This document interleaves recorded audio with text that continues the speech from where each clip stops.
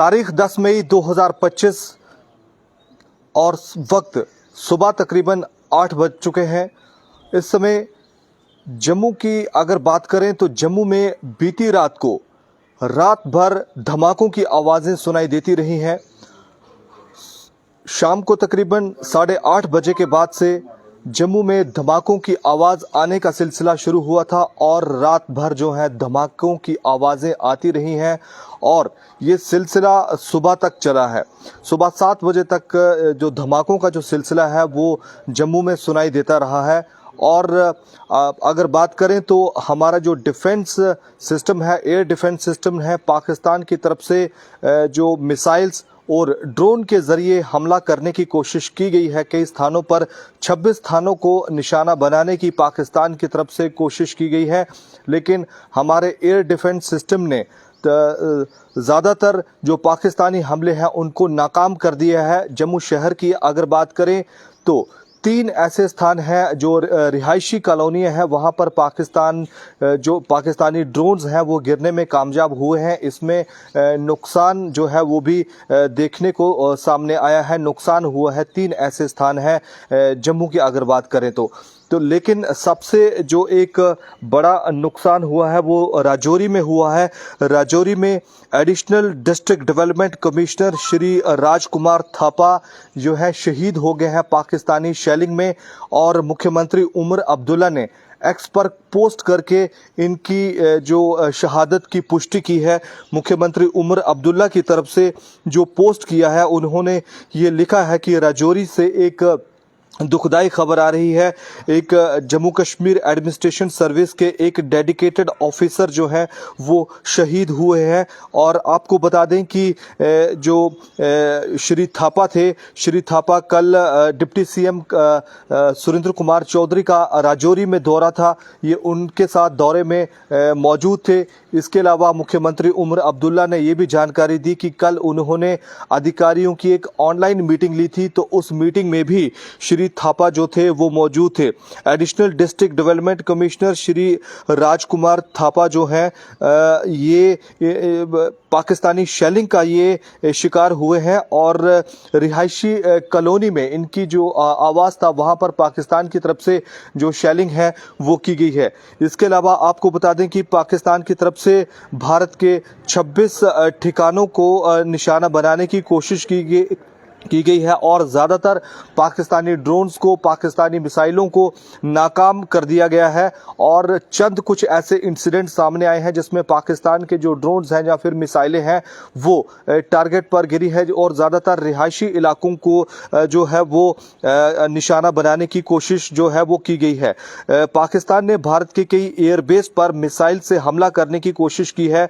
पाकिस्तान ने इसके लिए फतेह-1 मिसाइल का इस्तेमाल किया है, जिससे Jammu airbase, Pathankot airbase, Srinagar airbase, Beas और उधमपुर को निशाना बनाने की कोशिश की गई, लेकिन भारत ने इन मिसाइलों को हवा में ही नष्ट कर दिया है। इन सभी इलाकों में भयंकर धमाके की आवाज़ जो है वो सुनने को मिली है। तो पाकिस्तान को भी करारा जवाब है जो है भारत की तरफ से दिया गया है। भारत ने पाकिस्तान के 4 जो एयरबेस ठिकाने हैं पाकिस्तान के, उन पर स्ट्राइक की है और काफ़ी ज़्यादा नुकसान पाकिस्तान को हुआ है। पाकिस्तान के जो डिफेंस सोर्स हैं, डिफेंस ऑफिसर हैं, उन्होंने इस बात को कबूल किया है कि भारत की तरफ से पाकिस्तान के 4 एयरबेस को टारगेट किया गया है और वहां पर काफ़ी ज़्यादा जो नुकसान है पाकिस्तान की तरफ से वो किया गया है।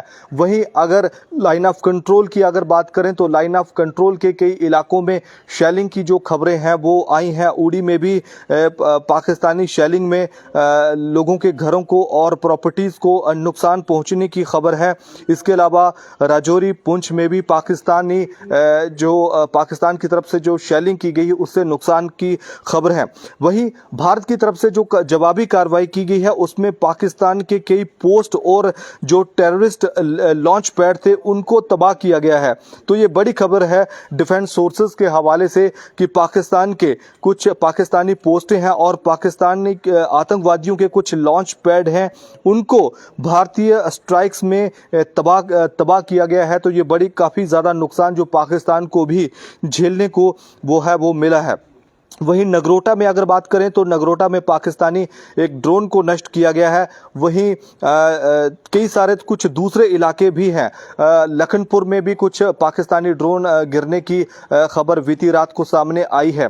वहीं इन तमाम घटनाक्रम को लेकर आज डिफेंस सोर्स जो रक्षा मंत्रालय है उसकी एक ब्रीफिंग भी होगी 10 बजे। उसमें तमाम जो जानकारियां हैं वो दी जाएंगी। वहीं पाकिस्तान के जो 2 जेट प्लेन है उनको भी गिराए जाने की सूचना है। 2 पाकिस्तानी जेटों को पाकिस्तानी जहाज़ों को उनको गिरा दिया गया है, उनको नस्तानाबूज कर दिया गया है। तो अभी तक का जो घटनाक्रम है वो यही है कि रात भर जो पाकिस्तान की तरफ से हमला करने की कोशिश की गई है ड्रोन्स के साथ और साथ में ही मिसाइलों के साथ। और जम्मू की अगर बात करें तो 3 ऐसे रिहायशी इलाके हैं वहां पर खबरें आई हैं कि पाकिस्तानी जो ड्रोन्स हैं वहां पर गिरे हैं। पाकिस्तान की तरफ से सिविलियंस एरियाज को भी टारगेट किया गया है। वहीं भारत की जवाबी कार्रवाई में पाकिस्तान को काफ़ी ज़्यादा नुकसान जो है वो झेलना पड़ा है। पाकिस्तान ने मिसाइल का भी इस्तेमाल करने की कोशिश की है। जो खबरों के मुताबिक पाकिस्तान ने भारत पर बैलिस्टिक मिसाइल फतेह 1 दागने की कोशिश की, लेकिन भारतीय एयर डिफेंस सिस्टम ने उसे हवा में ही नष्ट कर दिया है। तो ये बड़ी खबर यह है कि पाकिस्तान की तरफ से बैलिस्टिक मिसाइल का जो इस्तेमाल है वो करने की कोशिश की गई, लेकिन भारत का जो डिफेंस सिस्टम है काफ़ी ज़्यादा मजबूत है। क्योंकि जिस तरीके की पाकिस्तान की तरफ से जो हमले की कोशिश की गई है बीती रात को, अगर भारत का डिफेंस सिस्टम मजबूत नहीं होता तो जाहिर सी बात है नुकसान होता। लेकिन जिस तरीके के हमले किए गए, चंद कुछ ऐसी रिपोर्ट सामने आई हैं कि रिहायशी इलाकों में पाकिस्तान के जो ड्रोन गिरे हैं, इसके अलावा भारत की तरफ से जवाबी जो कार्रवाई है वो बड़े पुरजोर तरीके से जो है दी गई है। इसके अलावा पाकिस्तान के 4 जो एयर डिफेंस ठिकाने हैं उनको भी जो है वो तबाह किया गया है। इसके अलावा कूटनीतिक स्तर पर भी पाकिस्तान को लेकर कई जो कदम हैं वो उठाए जा रहे हैं। और अगर G7 विदेश मंत्रियों की अगर बात करें तो G7 विदेश मंत्रियों ने 22 अप्रैल को पहलगाम में हुए आतंकवादी हमले की उन्होंने निंदा की है और साथ में ही भारत और पाकिस्तान से संयम बरतने की जो आग्रह है। तो हमलों के साथ साथ कूटनीतिक स्तर पर भी पाकिस्तान पर शिकंजा कसा जा रहा है। और यही वजह है कि पाकिस्तान जिस तरीके से हमला करने की कोशिश कर रहा है उस तरीके का वो नुकसान भारत को तो नहीं पहुंचा रहा, लेकिन जवाबी कार्रवाई जो भारत की तरफ से की जा रही है वो पाकिस्तान के लिए भले जरूर एक सबक बनेगा। क्योंकि पाकिस्तान के 4 एयरबेस जो ठिकाने हैं वो भारत ने उन पर हमला किया है और ये बात पाकिस्तान ने कबूल की है। 2 पाकिस्तान के जेट जो है उनको भी मार गिराने की कोशिश की गई है। हालांकि देश के दूसरे सरहदी इलाकों में, पंजाब में, राजस्थान में भी पाकिस्तान की तरफ से हमला करने की कोशिश की गई है, लेकिन वहां पर भी समय रहते भारत का जो एयर डिफेंस सिस्टम है S-400 जो टेक्निक है उससे पाकिस्तान के मंसूबों को नाकाम किया जा रहा है। फिलहाल इतना ही। धन्यवाद।